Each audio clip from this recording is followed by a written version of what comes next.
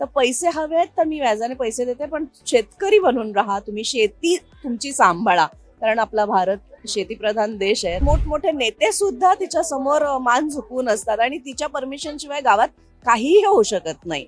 अशी ती बाई आहे. माझा प्लॅन वेगळा आहे माझ्या मुलासाठी, त्याच्या लग्नासाठी. त्याला ती मुलगी पसंत आहे, कृष्णाईची लेक एक, जी आमच्या घरी येईल. कदाचित एक महिला सावकार ही एक वेगळाच एक अँगल असणारी भूमिका मला वाटतं पहिल्यांदाच आपल्या कुठल्याही चॅनलवर तुम्हाला बघायला मिळेल. हॅलो नमस्कार फ्रेंड्स, मी मज्जाची नीलम. कृष्णाईच्या लेकी ही मालिका लवकरच तुमच्या भेटीस येते आणि स्मिता ताई माझ्यासोबत आहे. ताई कशा आहात? एकदम मस्त. खरं तर खूप सुंदर दिसत आहेत. असाच काहीसा लुक आम्हाला आता हा मालिकेत पाहायला मिळणार आहे. हो, हा मालिकेचाच लुक आहे आणि खरं तर तुम्हाला बघून वाटेल की हा नेगेटिव्ह एखाद्या कॅरेक्टरचा लुक आहे, पण ही बाई खूप करारी, स्वाभिमानी, स्वतःच्या पायावर उभी राहणारी आणि खमकी बाई आहे. त्याच्यामुळे हा लुक देण्यात आलाय, पण ती तशी नाहीये. ती पूर्णपणे पॉझिटिव्ह कॅरेक्टर आहे हे. तिच्या घरातल्या मुलांवर, तिच्या नवऱ्यावर तिचं अत्यंत प्रेम आहे आणि तिच्या गावातल्या लोकांवर सुद्धा. म्हणजे ती गावची सावकार आहे. ती गावातल्या शेतकऱ्यांना कर्जाने पैसे देत असते, पण ते शेतकऱ्यांसाठी. शेतकऱ्यांनी आत्महत्या करू नये, आपली शेती उगाचच विकू नये, कुठल्या तरी लालसेत येऊन. त्यांना पैशाची गरज आहे म्हणून त्यांनी शेतकरी न बनणं हा पर्याय त्यांच्याकडे असू नये. तर पैसे हवे आहेत तर मी व्याजाने पैसे देते, पण शेतकरी बनून राहा, तुम्ही शेती तुमची सांभाळा, कारण आपला भारत शेतीप्रधान देश आहे. तर ही बाई त्या शेतकऱ्याच्या बाजूने आहे पूर्णपणे. म्हणजे ताईचं कॅरेक्टर हे काहीतरी देणारं आहे समाजाला. आणि सगळ्यात आधीच ताईने क्लिअर केलं की नकारात्मक भूमिका नाहीये, कारण की मला आधी डोळ्यांवरनं वाटलेलं की ताई नकारात्मक भूमिका आहे का. पण आता या मालिकेतनं तुम्ही प्रेक्षकांच्या भेटीस येता आणि मला असं वाटतं मराठीत खूप वेळानंतर येत आहे. खरं तर प्रेक्षकांना ही वाट पाहावी लागली. तर मला हेच जाणून घ्यायचंय की इतका वेळ का पुन्हा एकदा कमबॅक करण्यासाठी.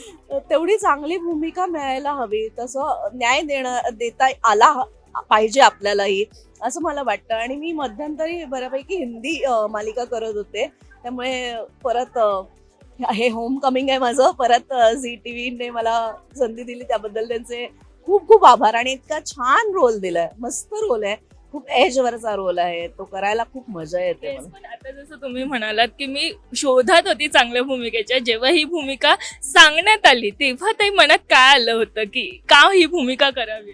अरे खूपच, कारण ही चॅलेंजिंग भूमिका आहे. ती बाई कुठेही नेगेटिव्ह वाटता कामा नये. ती तेवढीच कडक शिस्तीची, कडक स्वभावाची वाटली पाहिजे, जिला लोक घाबरतात. म्हणजे मोठमोठे नेते सुद्धा तिच्या समोर मान झुकवून असतात आणि तिच्या परमिशन शिवाय गावात काहीही होऊ शकत नाही. अशी ती बाई आहे. तर ती नेगेटिव्ह सुद्धा वाटता कामा नये आणि खूप साधी व भोळी तर वाटताच कामा नये, पण ती आहे स्वभावाने. तर हे खूप चॅलेंजिंग काम आहे, खूप एजवरचं काम आहे. त्यातून कोल्हापुरी लहेजा मला बघायचा होता. हे अजून एक वेगळं चॅलेंज होतं, त्यामुळे मला हे करायला खूप आवडलं. अगदीच. पण मला हे विचारायचं की निवेदिता ताई यात कृष्णा ही भूमिका साकारतात, तर तुमची भूमिका ही त्यांची, तुम्ही त्यांना मदत करणार आहात की त्या संकटात अडल्यावर तुम्ही त्यांना सावरूनही घ्याल? मला वाटतं मी मदत करेन असं मला काही वाटत नाहीये, कारण माझा प्लॅन वेगळा आहे माझ्या मुलासाठी, त्याच्या लग्नासाठी.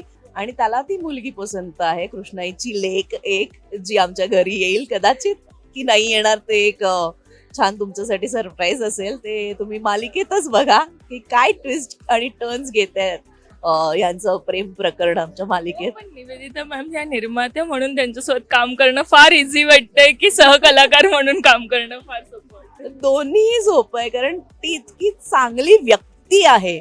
म्हणजे तर माणूस म्हणून ते इतक्या ग्रेट आहेत ना, की त्यांच्याबरोबर कुठल्याही भूमिकेत त्या असल्या तरी त्यांच्याबरोबर काम करणं खूप छान आणि आल्हाददायक गोष्ट आहे. Yes, पण आता ही भूमिका एक वेगळ्या पॉइंटला आली. म्हणजे मला असं वाटतं की तुमचा प्रोमो नाही आला म्हणून आम्हाला असा प्रश्न पडलेला की नेमकी काय भूमिका असेल. पण इतरांचे प्रोमो पाहता प्रेक्षकांना फार आवडतात. आता या भूमिकेबद्दल आणि या मालिकेबद्दल प्रेक्षकांना काय सांगाल? तुम्ही आमची मालिका नक्की बघा, कारण खूप सुंदर मालिका आहे, खरी मालिका आहे. पण म्हणजे अशी लेक्चर देणारी नाहीये, छान व्यवस्थित काय म्हणतात त्याला, ड्रॅमॅटिक गोष्टी आहेत खूप, आणि त्यातून एक छान घटना घडतायत आणि खूप छान पद्धतीने त्या मुली स्वतःच्या पायावर उभं राहू बघणाऱ्या, पण समाज कुठेतरी त्यांना मागे खेचतोय का, पण नाही, समाजही त्यांच्याबरोबर काही वेळेला असतो. असा खूप ट्विस्ट आणि टर्न्स आहेत. आणि माझी भूमिका सुद्धा खूप तुम्हाला आवडेल, कारण ती वेगळी आहे. एक महिला सावकार ही एक वेगळाच एक अँगल असणारी भूमिका मला वाटतं पहिल्यांदाच आपल्या कुठल्याही चॅनलवर तुम्हाला बघायला मिळेल. तर ती नक्की पहा, माझ्यासाठी ही मालिका नक्की पहा. थँक्यू सो मच आणि all the very best. Thank you thank you. Marathi मनोरंजन सृष्टीमधील मालिका, चित्रपट, नाटक तसेच कलाकारांबद्दलच्या नवीन अपडेट्स जाणून घेण्यासाठी नक्की सबस्क्राईब करा इट्स मज्जा मराठी या आपल्या नवीन यूट्यूब चॅनलला.